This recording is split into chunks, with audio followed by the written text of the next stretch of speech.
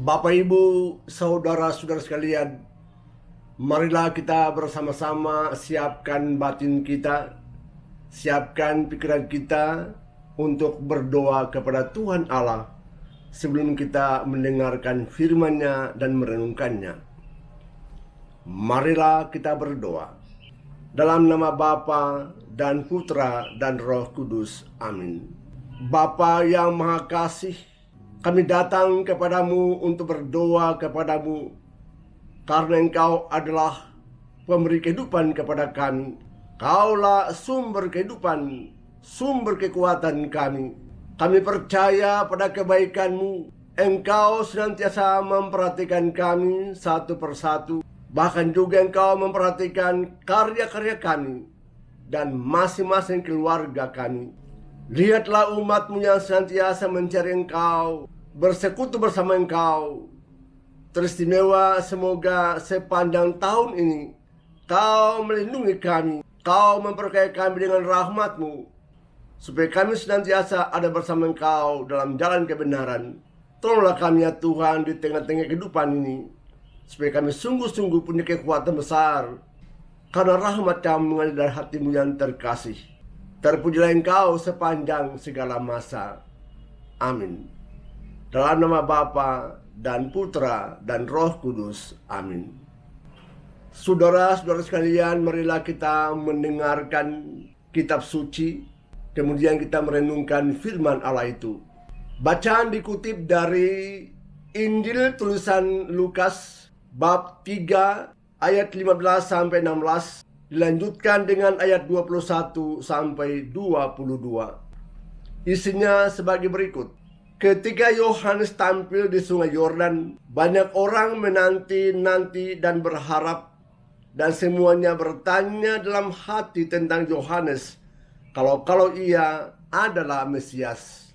Karena itu Yohanes berkata kepada semua orang itu, "Aku membaptis kamu dengan air, tetapi Ia yang lebih berkuasa daripada aku masih akan datang, dan membuka tali kasutnya pun aku tidak layak. Ia akan membaptis kamu dengan Roh Kudus dan dengan api." Ketika orang banyak itu semuanya telah dibaptis, dan ketika ia sedang berdoa, setelah ia juga dibaptis, terbukalah langit dan turunlah Roh Kudus dalam rupa burung merpati ke atasnya, dan terdengarlah suara dari langit, "Engkaulah anak yang kukasihi, kepadamulah aku berkenan." Demikianlah Injil Tuhan. Saudara-saudara sekalian dalam Tuhan, agak aneh kenapa Yesus itu disebut sebagai Tuhan oleh orang-orang Kristen, tetapi dia datang kepada Yohanes untuk minta dibaptis. Saudara sekalian, pembaptisan Yohanes itu adalah pembaptisan tobat. Artinya, kalau orang-orang mau bertobat, datanglah dibaptis supaya Tuhan ampun dosa-dosamu dan kau akan menerima keselamatan yang datang dari Allah.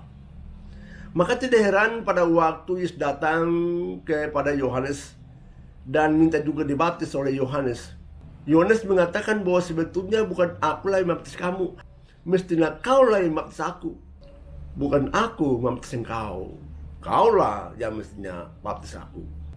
Benarlah bahwa Yohanes itu menolak, karena Yesus itu adalah orang yang bukan berdosa. Dia suci, dia kudus, dia diberkati Tuhan Allah. Tuhan terus dia ke dunia untuk menyelamatkan dunia ini. Makanya Yohanes menolak pada waktu Yesus minta untuk baptis.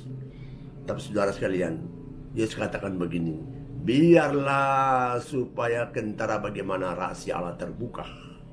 Biarlah semua terjadi, supaya terpenuhilah kehendak Tuhan Allah Bapa di sorga itu." Karena Yesus mengatakan begitu, akhirnya Yohanes rela membaptis Yesus di sungai Yordan. Saudara, apa maksudnya Yesus minta kepada Yohanes membaptis dia? Apa artinya ini? Yesus bukan sembarang orang yang hanya minta-minta, yang hanya mau ikut serta tanpa tujuan tertentu. Ada maksud saudara sekalian untuk umat manusia. Tujuan pertama ialah dia mau berikan contoh kepada para peserta pada saat itu, supaya mereka juga dibaptis oleh Yohanes Pembaptis. Kenapa? Kalau dibaptis, dosa mereka juga diampuni oleh Tuhan melalui pembaptisan itu.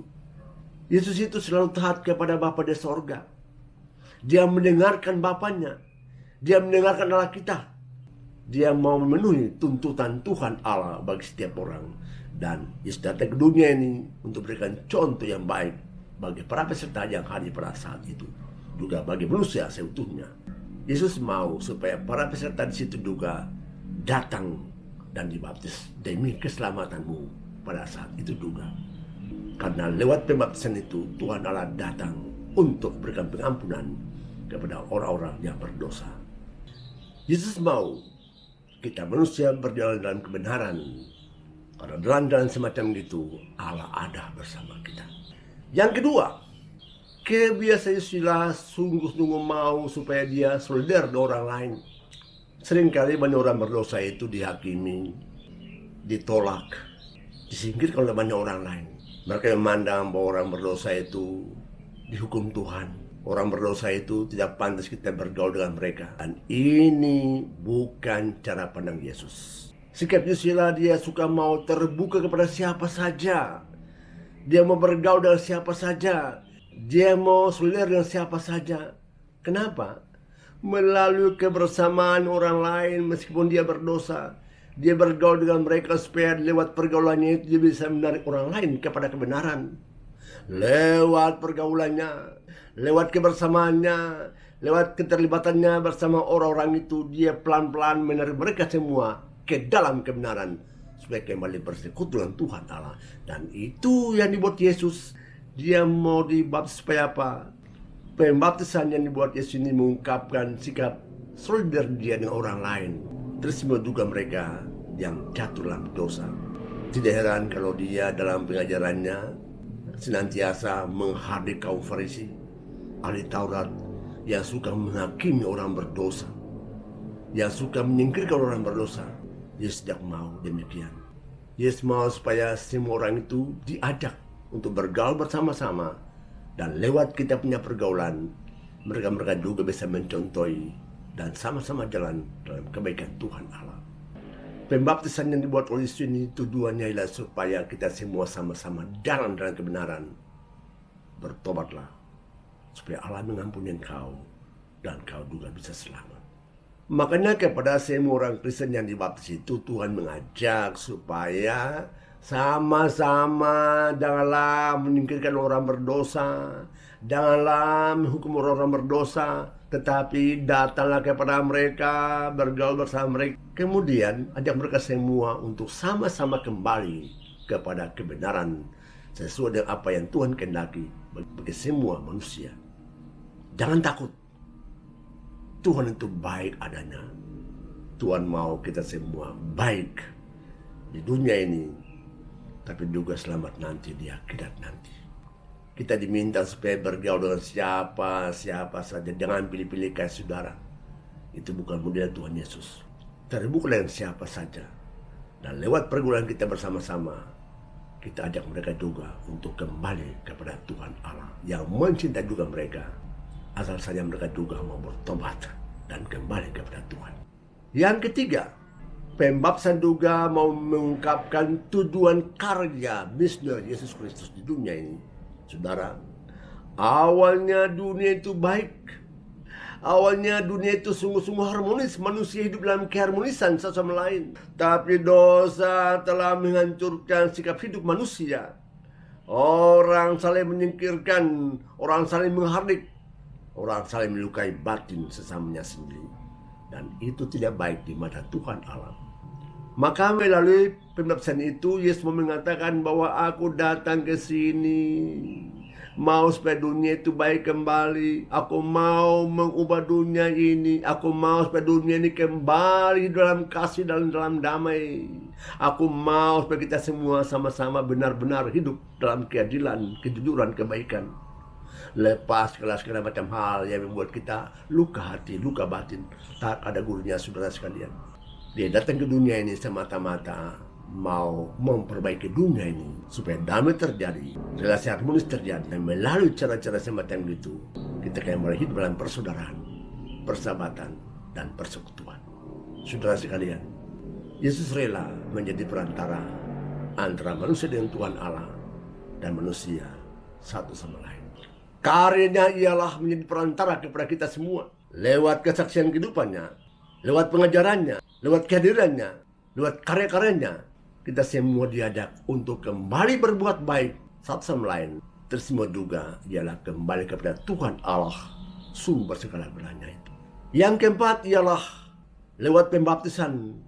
Yesus mau mengungkapkan siapa dia sebenarnya. Dia bukanlah manusia yang hanya datang ke dunia ini untuk bergaul. Dia datang ke dunia ini bukan semata-mata karena perasaannya kepada dunia ini yang sudah berbelok dari tujuan semula Allah ciptakan dunia ini. Datang ke dunia ini bukan semata-mata karena kepeduliannya bagi manusia. Tapi dia datang ke dunia ini karena dia diutus resmi oleh Tuhan Allah untuk dunia ini. Untuk kepentingan kita umat manusia. Lihat saja. Pada waktu dia terima baptisan, datanglah Roh Kudus dalam burung merpati, melayang-layang dan tinggi di atas Tuhan Yesus. Roh Kudus mengurapi Yesus. Roh Kudus memenuhi karya-karya Yesus. Roh Kudus mau menguasai pribadi ini supaya ada kerjasama antara Yesus dan Roh Kudus, bahkan juga dengan Tuhan Allah sendiri.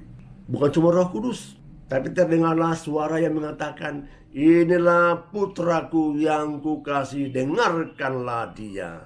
Saudara sekalian, suara dari sorga memberikan satu kesaksian penuh tentang pribadi yang satu ini. Dialah putraku yang kukasihi. Kepada dialah aku berkenan. Tuhan utus resmi Yesus ke dunia ini untuk menyelamatkan dunia ini. Siapa saja Tuhan mau selamatkan kalau kau percaya pada Yesus dan kau percaya pada karya-karyanya yang mendatangkan keselamatan bagi manusia.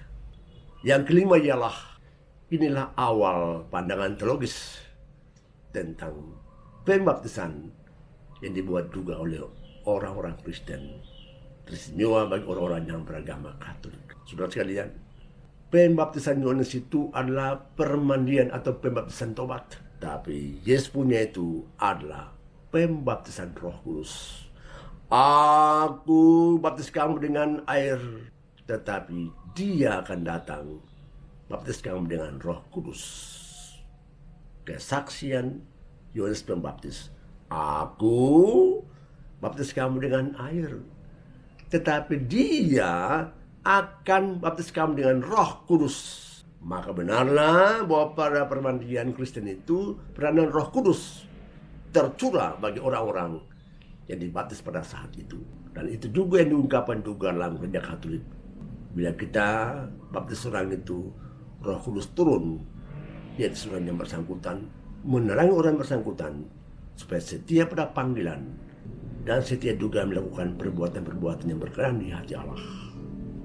Pembaptisan bukanlah suatu upacara asal diadakan saja, tapi pembaptisan adalah suatu karya di mana lewat pembaptisan itu Allah berkarya. Allah Bapa, Allah Putra, dan Allah Roh Kudus. Marilah kita berdoa, semoga Tuhan juga memberkati kita yang telah menerima pembaptisan ini, agar kita menghayatinya, menghidupinya, dan terus juga memaknainya dalam jalan kehidupan kita sebagai umat Allah. Dalam nama Bapa dan Putra dan Roh Kudus. Amin. Tuhan Bapa yang kudus, kami berdoa bagi mereka semua yang pernah menerima sakramen pembaptisan. Kau telah panggil mereka untuk mengikuti Tuhan Yesus. Semoga mereka tetap menghayati panggilannya itu, tetapi juga berbuat baik seperti yang dituntut Tuhan Yesus bagi setiap murid-muridnya. Kami mau Tuhan tetap ada bersama kami, lindungi kami, jagakan, tolonglah kami, agar supaya kami tetap setia kepada Engkau sebagai sumber kehidupan kami. Khususnya kami juga setia dalam panggilan kami sebagai murid-murid-Mu yang mau berbuat baik kepada siapa saja, tetapi juga yang rela berkorban seperti Tuhan Yesus, yang rela mati demi keselamatan semua umat manusia. Kerana sikap pengorbanan ini juga menjadi kekhasan kami, berbuat baik kepada siapa saja yang kami jumpai. Terpujilah Engkau sepanjang segala masa. Amin. Dalam nama Bapa dan Putra dan Roh Kudus. Amin.